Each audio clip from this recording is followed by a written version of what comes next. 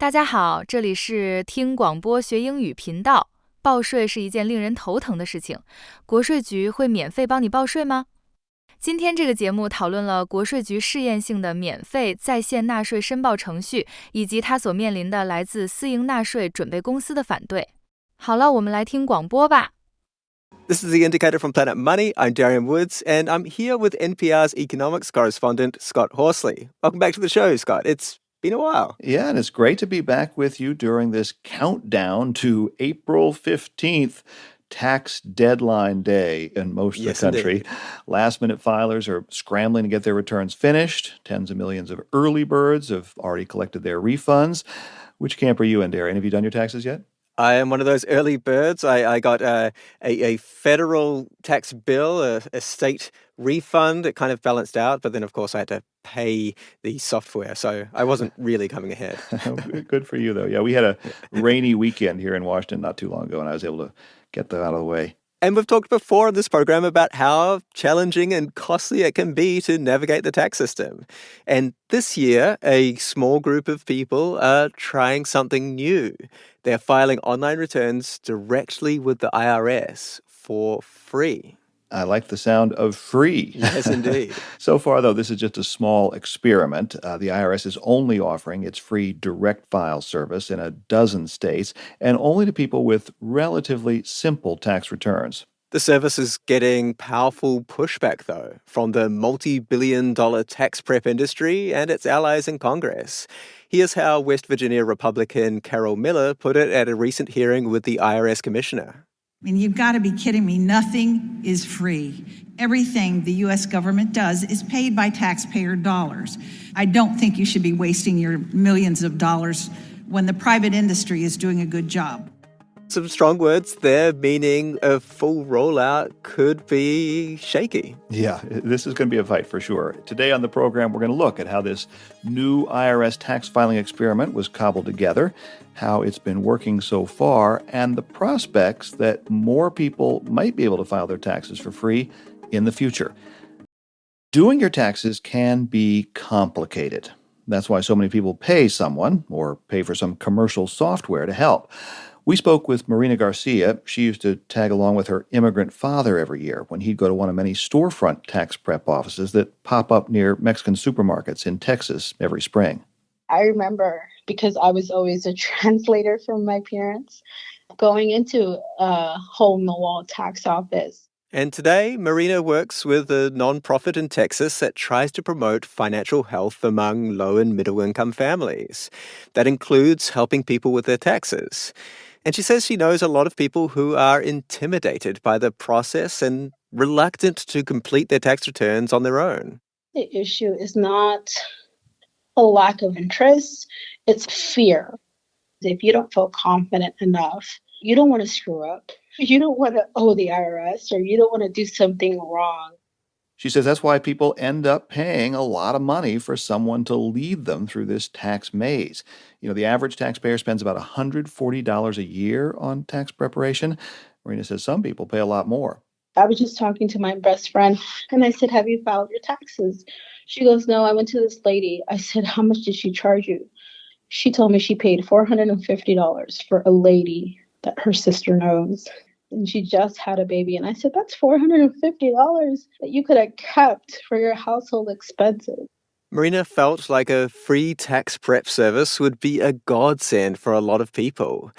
But before she could recommend it, she had to check it out for herself. So a few weeks ago, she sat down to do her own taxes using the new IRS Direct File program. The website offers simple instructions in both English and Spanish. It asks taxpayers a series of questions, and then it tells them where on, say, their W-2 form they can find the answers. Marina says the program was similar to the H&R Block tax software she's used in the past, but without those pesky pop-up messages urging her to upgrade to a more expensive version of the service. I kid you not. From the point I get started on H&R Block, by the time I hit submit, there's probably 4 to 5 different redirect ads. I mean, are you sure you don't want to upgrade? Are you sure you don't want to upgrade kind of thing? No, thank you. I'm not going to keep upgrading my, package or whatever. Now, we should mention here the commercial tax preparers say they do offer a free service to about 30 million customers every year. But like that H&R Block service Marina used, they get a lot of complaints about aggressive upselling. In fact, 2 years ago, TurboTax paid $141 million to settle complaints from state attorneys general that it tricked customers into paying for returns that should have been free. The company did not admit to any wrongdoing. Commercial tax preparers agreed to offer the free service back in the George W. Bush administration. And in exchange, the IRS agreed not to compete by offering its own free service. For most of the last 2 decades, the agency was so cash-strapped it couldn't compete even if it wanted to. Now, though, that's starting to change. 2 years ago, when Democrats were in control of Congress, they gave the IRS tens of billions of dollars to beef up tax enforcement, to hire more customer service representatives, and to modernize its outdated computer system. And Congress also set aside a little sliver of that big new IRS budget, $15 million, to study the idea of launching this direct file program. In surveys, nearly 3 out of 4 taxpayers said they'd be interested in filing online returns directly with the government for free. And so this year, the agency decided to experiment with this small pilot program. And it's small for a reason. The government doesn't have a great track record rolling out big online services. Remember when people rushed to sign up for Obamacare and the crashing website became a bitter punchline? The calculator doesn't work? The one thing that's been included in computers since 1972? Nobody wants a repeat of that digital disaster. So the IRS is deliberately taking a go-slow approach with its new tax filing experiment. For now, the program is only available in 12 states and only for people with straightforward income and standard deductions. The IRS is hoping something like 100,000 people will try the software this year. Not exactly a threat to the commercial giants that process tens of millions of returns. Still, the tax prep industry is pushing hard to defend its market and prevent the government's free software program from getting a foot in the door. We think direct file is costly, confusing, and unnecessary. David Ransom is a lawyer who represents the paid tax prep industry in Washington. David complains that building and maintaining the software will cost the government up to $249 million a year.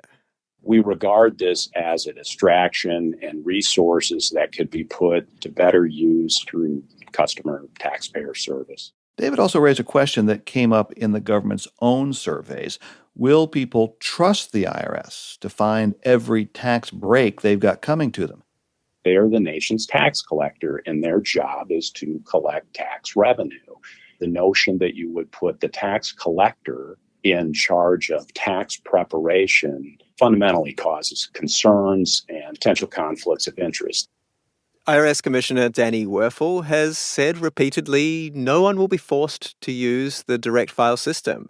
If you like the accountant or the software you're already using to do your taxes, Danny says you can keep him. What we heard from taxpayers, and we heard it pretty loudly, was that there was an interest in having an option where they could file directly with the IRS for free.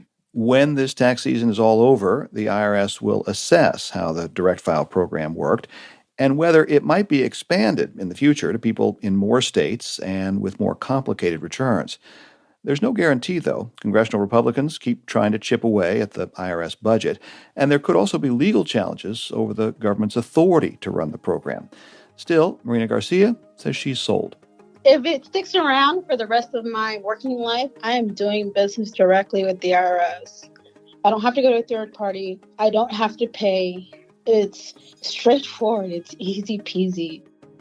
Marina thinks a lot of other taxpayers will also want to give the program a try, so long as there's enough hand-holding to get them past those initial nerves.